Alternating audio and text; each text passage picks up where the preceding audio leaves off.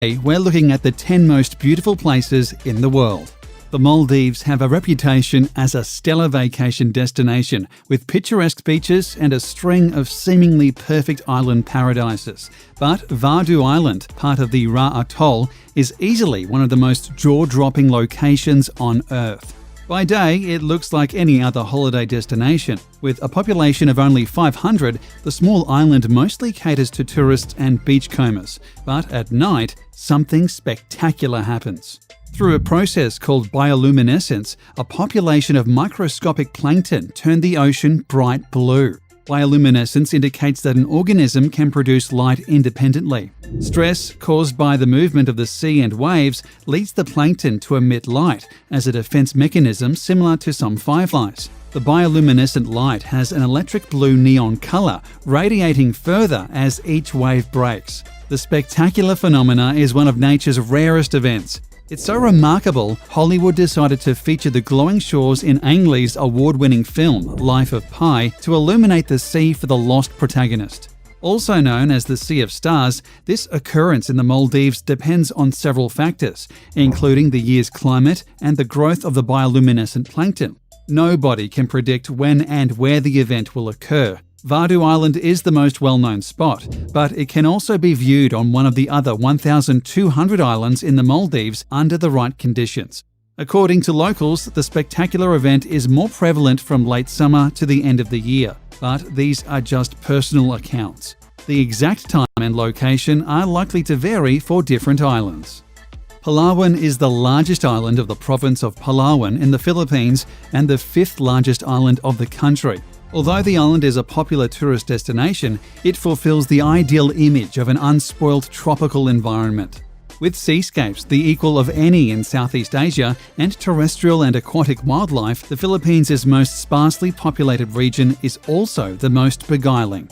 As of 2016, the main island of Palawan was rated the most beautiful island in the world, as voted by respective readers of rival travel publications Condé Nast Traveller and Travel and Leisure. It's the second year running that Palawan has won the Condé Nast Traveller Award, as well as the second time in 4 years that it has occupied Travel and Leisure's top spot. Of course, there are no objective criteria to rate the best beach, but Palawan comes extremely close to perfection. It's the most biodiverse island in the Philippines. Due to amazing landscapes and high biodiversity, Palawan Island is known as the last ecological frontier of the Philippines. Environmentalists have insisted that the Philippines government place restrictions on the beach so that it can remain beautiful for generations to come. More than just a blindingly white expanse, the alien landscapes of Bolivia's Salar de Uyuni and its surreal surrounding deserts have become a rightful highlight of the South American tourist trail. An endless sheet of hexagonal tiles dotted with pyramids of salt, Bolivia's salt flats are a dazzling display of nature's magic. Despite the desert dryness, freezing night temperatures, and fierce desert sun, this landscape is not devoid of life. Pink flamingos, ancient cacti, and rare hummingbirds all live in the Salar de Uyuni. But aside from being the ideal location to produce mind-bending photographs, it's also full of cacti-covered islands, dormant volcanoes, and other wildlife.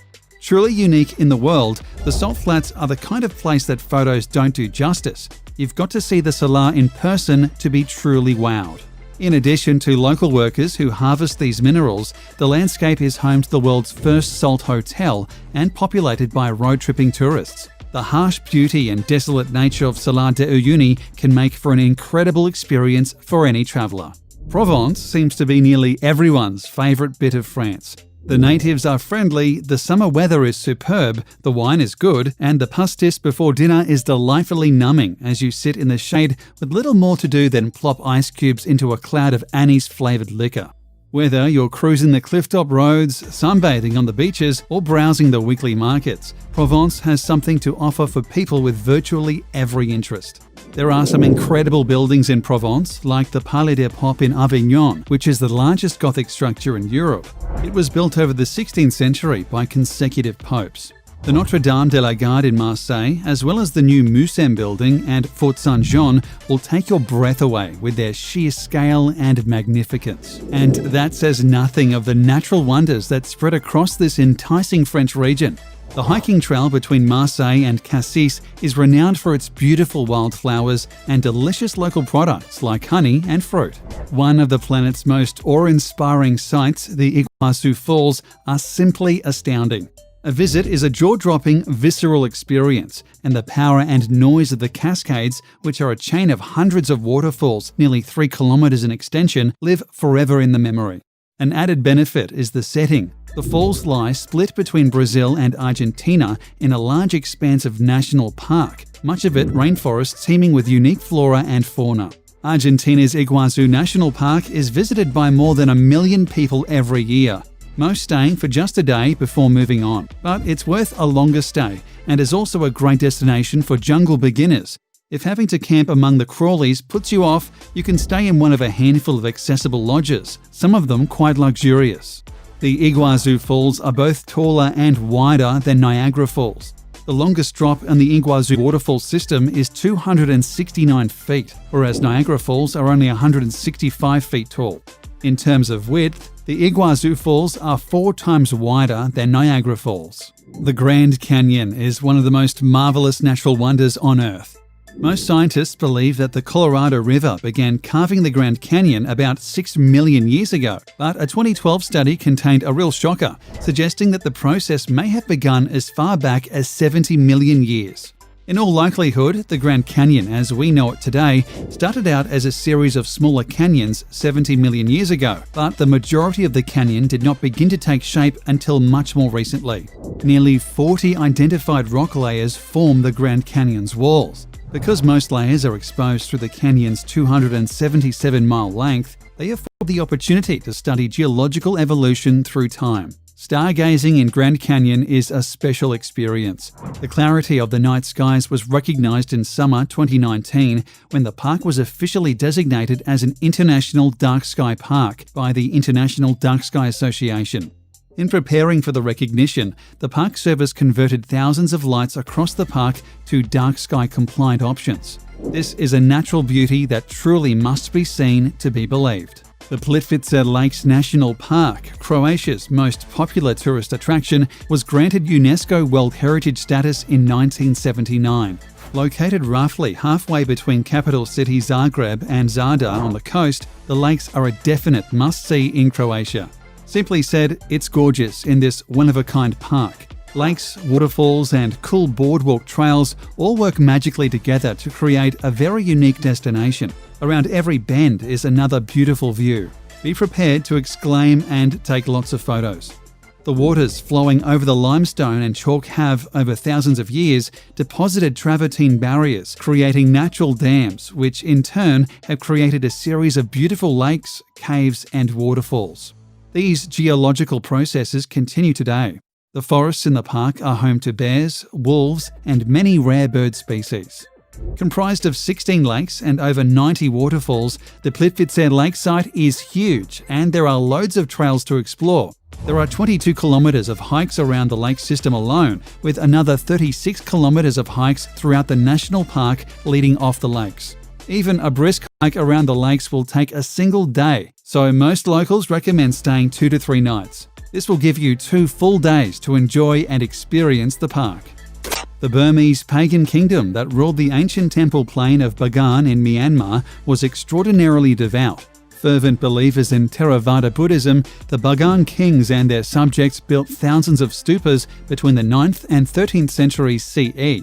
Modern tourists regard the remaining temples of Bagan as the equal of Angkor Archaeological Park in Cambodia. In 2019, Bagan pulled alongside its Cambodian rival with its belated recognition as a UNESCO World Heritage Site.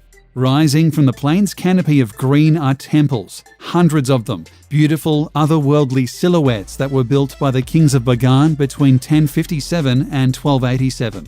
As the first rays of the morning sun creep across the parched plain, hundreds of red brick stupas and temple ruins turn a burning gold. It's a scene that has played out day after day for nearly 1,000 years, and watching the sunrise or set over the temple-sprinkled plains of Bagan is as magical today as it ever has been. For many people, Bagan is the very reason they flew to Myanmar. Though tourism is only beginning to proliferate in Myanmar, Bagan is certain to put the country on the map. Lençóis Maranhenses National Park in Maranhão State is one of Brazil's top natural attractions.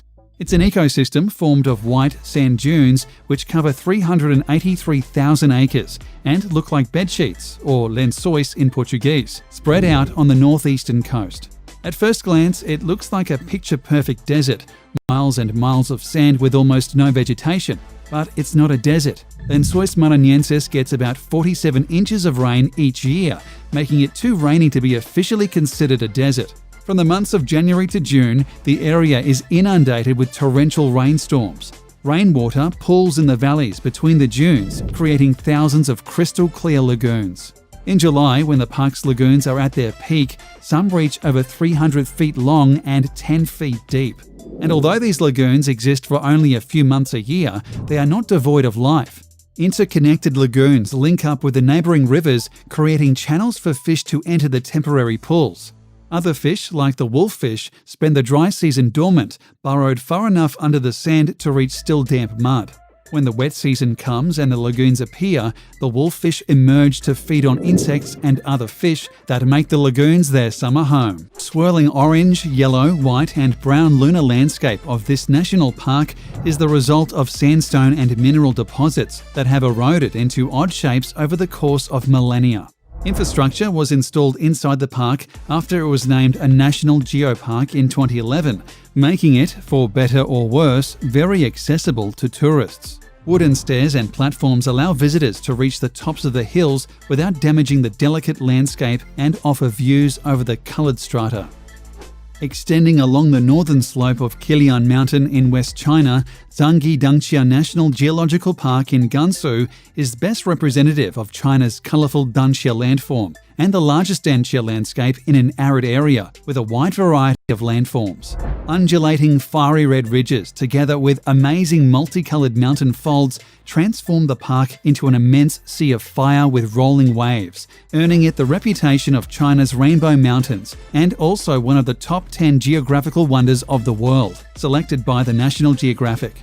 The only reason these multicoloured mountains aren't more famous is that they are located a bit off the usual tourist trail in Gansu province. But with high-speed trains now connecting Gansu with Beijing, getting here is easier than ever and is most definitely worth the effort. Few villages are as iconic as the whitewashed buildings that dapple the hills of Santorini in Greece. With a population of only 15,000, this Aegean getaway has been luring visitors for thousands of years. Human settlement started around the year 3000 BC and has continued ever since. Visitors will enjoy the cobbled streets and white frescoes leading to untamed beaches with beautiful azure waters. Most amazingly, Santorini is sitting atop an active volcano. Red and black rocks create a wild landscape around the crater of Nea Kameni, a small island at the centre of the caldera. From the top of a volcano with a 2.5 million year history, you have an incredible view of the caldera. The myth that Santorini is the ancient city of Atlantis, which submerged over 9,500 years ago, comes to life before your eyes.